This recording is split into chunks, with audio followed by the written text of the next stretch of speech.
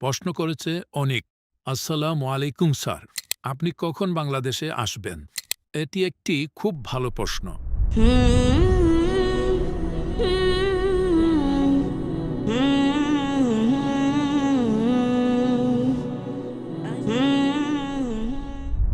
বিশ্বাস করুন, এটি এমন একটি দেশ যেখানে আমি যেতে চাই, আর ইনশাল্লাহ যাব। ২ বার যে আমার পাসপোর্টে বাংলাদেশের ভিসার স্টাম্প লাগানো হয়েছে, আমি যাইনি।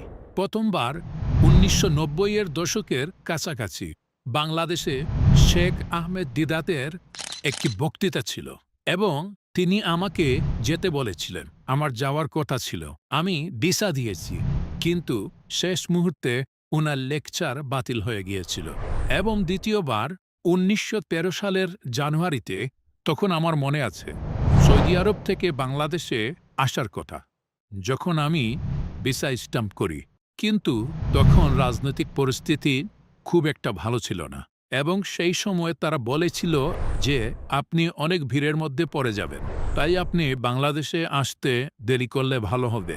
আর এই জন্যই আমি দেরি করছি। এখন প্রশ্ন হলো, আমি বাংলাদেশে কবে আসছি? এবং আমরা জানি যে অন্যায়কারী সরকারকে দেশ ত্যাগ করতে হয়েছে এবং সমস্ত মন্ত্রীদের সরিয়ে দেওয়া হয়েছে এবং এখন অন্তর্বর্তী সরকার রয়েছে। ইনশাআল্লাহ খুব শীঘ্রই যখন রাজনৈতিক পরিস্থিতি সবচেয়ে স্থিতিশীল হয়ে উঠবে, ইনশাআল্লাহ আমি আসব। হয়তো কয়েক মাস পর বা ১ বছর পর, কিন্তু আমি আল্লাহর কাছে প্রার্থনা করি, আমার খুব ইচ্ছা বাংলাদেশ পরিদর্শন করার।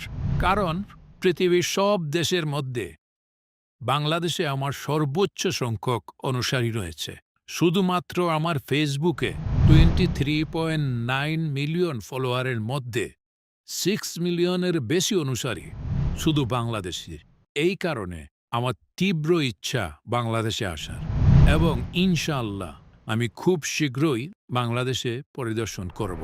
হয়তো কয়েক মাস পর, হয়তো ১ বছর পর, যখনই আল্লাহ চাইবেন। ইনশাআল্লাহ আমি শীঘ্রই বাংলাদেশ পরিদর্শন করব।